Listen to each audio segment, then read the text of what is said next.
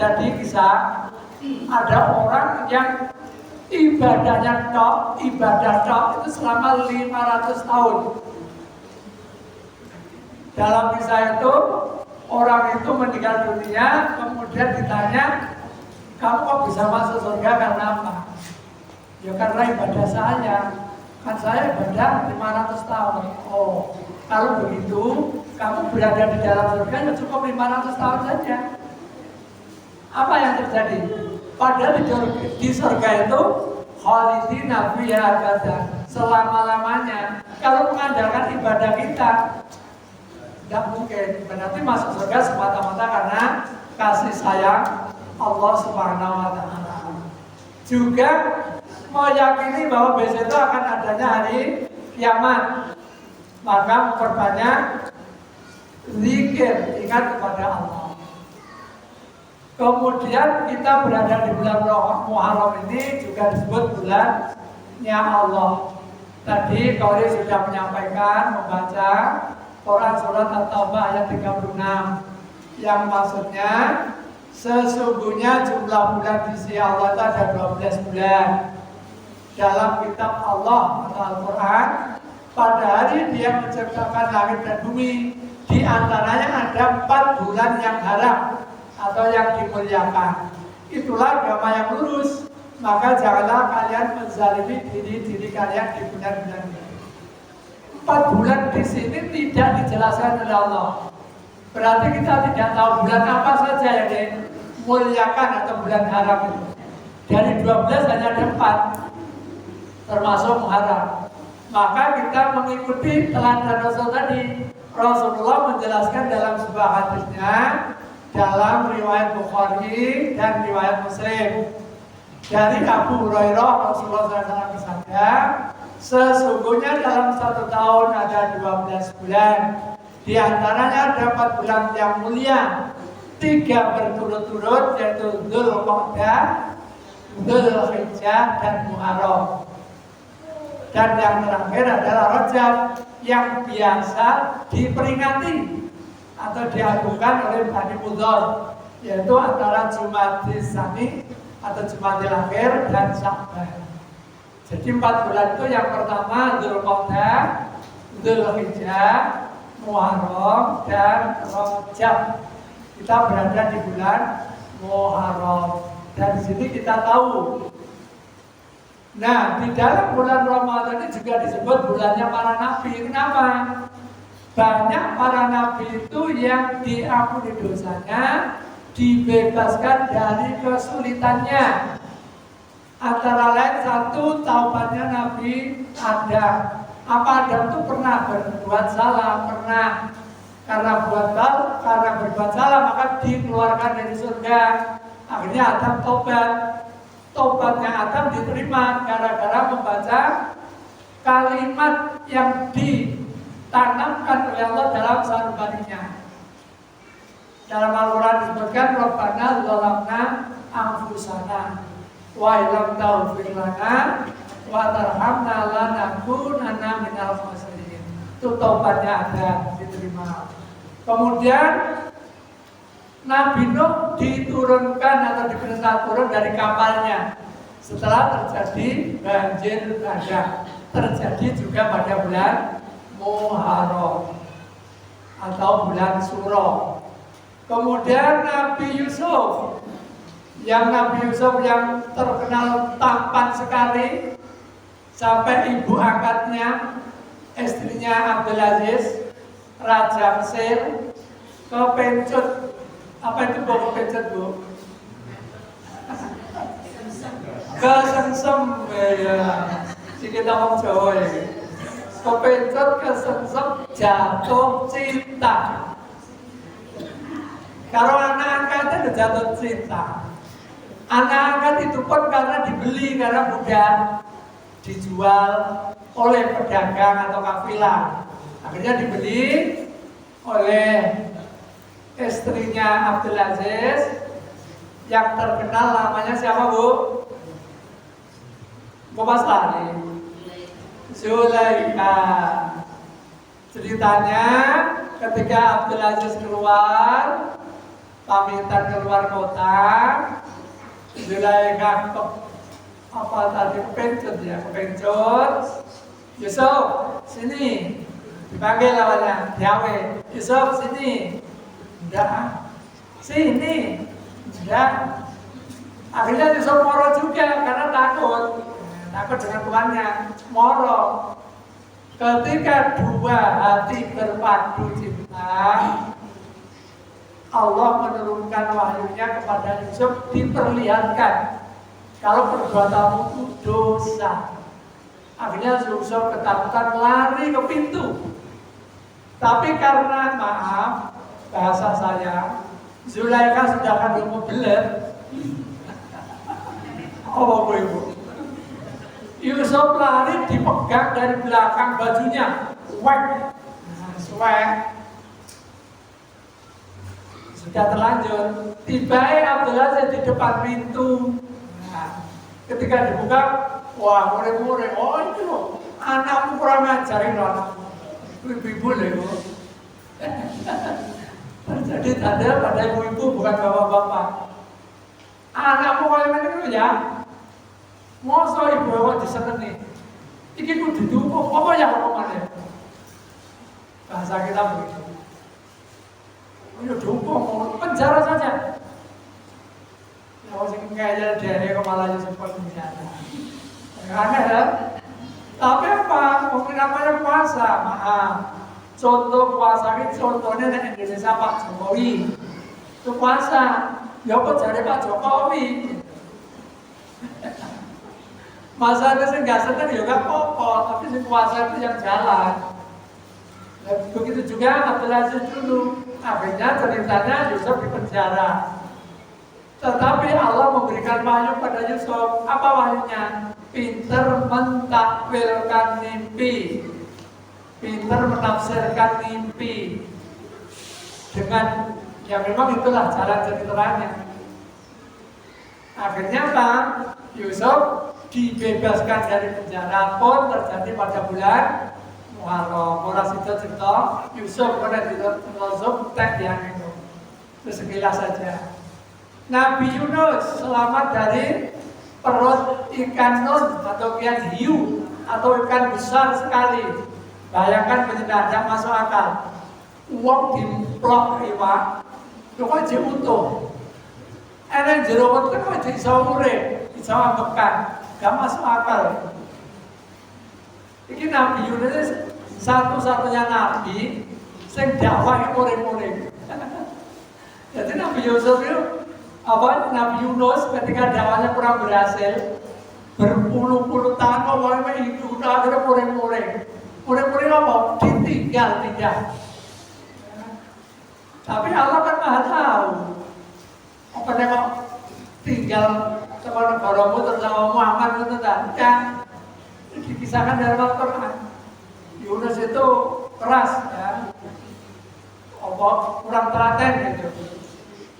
Akhirnya nyabrang Segoro kan, karena oleng perahunya akhirnya dibuang. Yunus akhirnya diterima oleh ikan nun atau ikan hiu.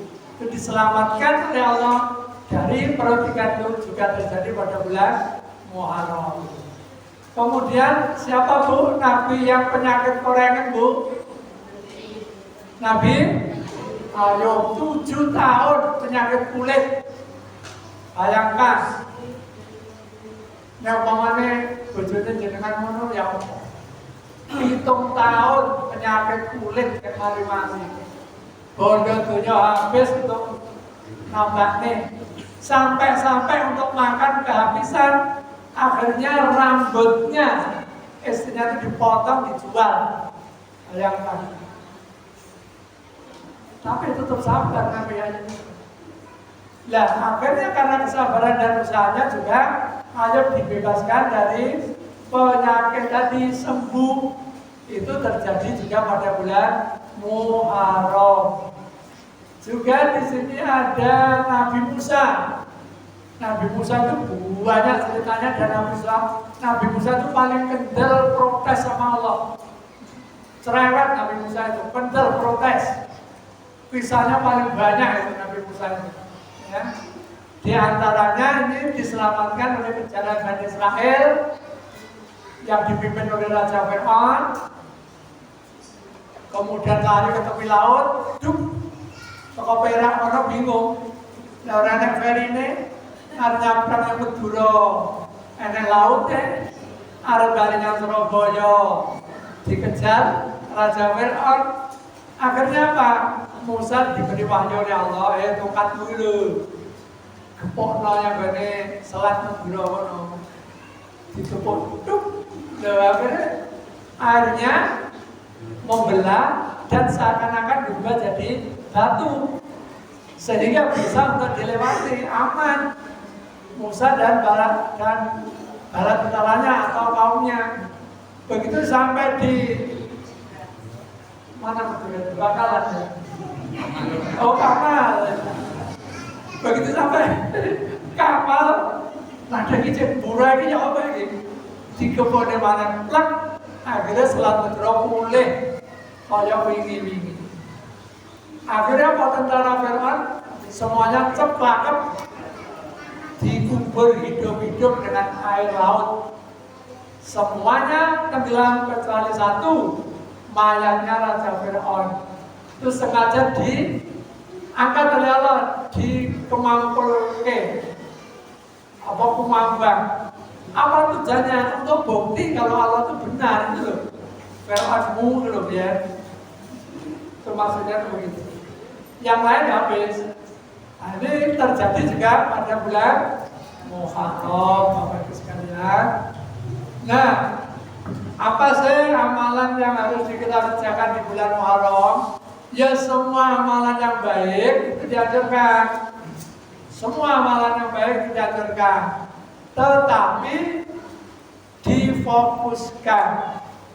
Khususnya pada tanggal 10 kemarin, hari Jumat, itu kita diperintahkan atau diajarkan puasa sunnah 1 hari Asyura.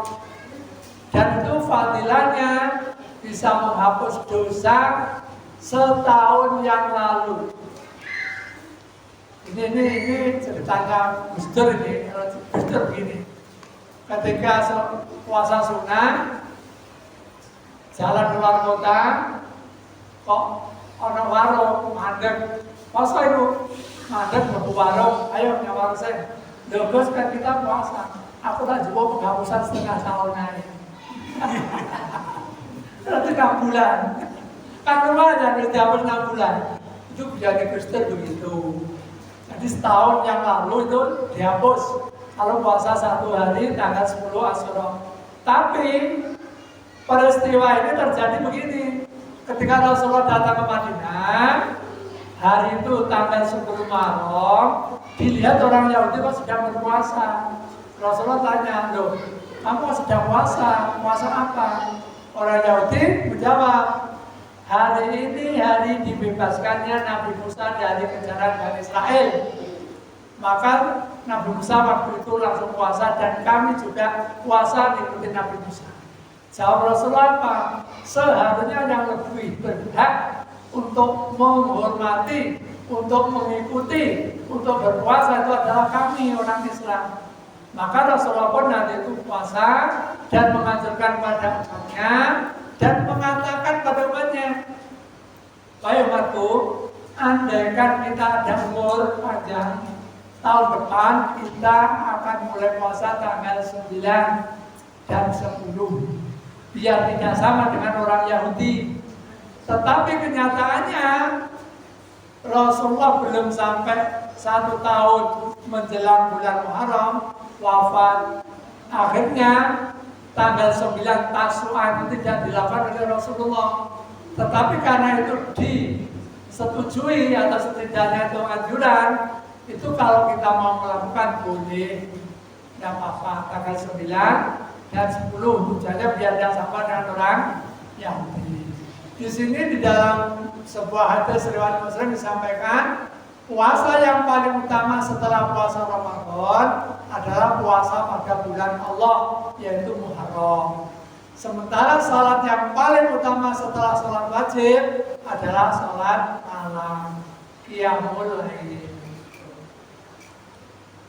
Masyarakat muslimin jamaah pengajian rahimahullah, Al-Qurtubi mengatakan sudah dijadikan Muharram sebagai puasa yang paling utama karena ini Muharram adalah pembukaan tahun atau awal tahun Islam. Selanjutnya arti hijrah itu artinya pindah. Ya. Pindah apa? Dari yang buruk pindah ke yang baik apapun. Apa itu perkataan, apa itu sikap, apa itu perbuatan, atau kelakuan, semuanya itu pindah artinya hijrah itu. Kemudian iman, hijrah, dan ijtihad itu jalan hidup Rasulullah. Di dalam Al-Quran itu insya Allah ada 6 ayat. Yang 3 ada di surat Al-Anfal. Yang lain ada di surat Al-Baqarah dan surat Al-Taubah. Sesungguhnya orang-orang yang beriman, orang-orang yang berhijrah dan berjihad di jalan Allah, mereka itu mengharapkan rahmat Allah dan Allah Maha Pengampun dan Maha Penyayang. Ini bagi orang yang mengharapkan rahmat Allah, pasti akan berhijrah. Yang kedua surat Al-Taubah, orang-orang yang beriman dan hijrah serta berjihad di jalan Allah dengan harta dan jiwa mereka adalah lebih tinggi derajatnya di sisi Allah. Diangkat derajatnya orang yang mau berjihad, orang yang mau hijrah. Dan dalam surat Al-Anfal ayat 74, dan orang-orang yang beriman dan berhijrah serta berjihad di jalan Allah, ada terusannya, mereka memperoleh ampunan dan rezeki yang mulia. Artinya itu dijamin oleh Allah Subhanahu wa Ta'ala. Ini rada cepat ibu bisa kemudian go misalnya. Kemudian hijrah bergantung niatnya. Ini ada hadis dari Bukhari dan Muslim yang bunyinya, sesungguhnya perbuatan itu hanyalah tergantung dengan niat. Dan bagi setiap orang yang hanyalah menurut apa yang diniatkan yang ditulis. Maksudnya, karena itu siapa yang hijrahnya itu kepada keridhaan Allah dan Rasulnya, maka hijrahnya ialah kepada Allah dan Rasulnya. Dan barang siapa hijrahnya untuk memperoleh keduniaan atau wanita yang bakal dikawininya, maka hijrahnya itu ialah kepadanya atau apa yang telah dihijrahi. Maksudnya begini, ternyata orang pacaran itu sejak dulu ada, tidak hanya sekarang saja. Dulu itu ada gadis manis namanya Ummu Qais. Ini punya pacar seorang laki-laki yang tampan. Orang Arab rata-rata tampan-tampan. Nah, singkat cerita, Ummu Qais itu juga sudah jatuh cinta. Orang laki-laki ini namanya Muhajir, itu juga jatuh cinta. Keduanya sudah saling jatuh cinta. Tetapi tiba-tiba keluarga Ummu Qais ini diajak hijrah oleh Rasulullah. Maka apa yang terjadi? Ummu Qais ikut hijrah dengan keluarganya. Nah, Muhajir ini maunya tidak mau. Akhirnya Ummu Qais memberi syarat, aku mau dinikahi asal kamu ikut hijrah. Akhirnya Ummu Qais dan Muhajir ikut hijrah ke Madinah. Nah, nyampe di sana dalam cerita itu juga jadi nikah, jadi keluarganya. Kemudian ada sahabat yang tanya pada Rasulullah, wahai Rasul, orang yang hijrahnya niatnya hanya mencari istri gimana? Maka Rasulullah bersabda turunlah hadis ini. Jadi si Muhajir ini hanya dapat istrinya dan dunia itu saja. Jadi dia mendapat pahala hijrahnya karena bukan karena Allah dan Rasulnya. Itu cerita asal usulnya hadis. Berikutnya hikmah hijrah Rasulullah dan sahabat Nabi. Kita pun Bapak Ibu itu bukan mentok, bukan mentok. Ketika kita mentok, apa mentok itu?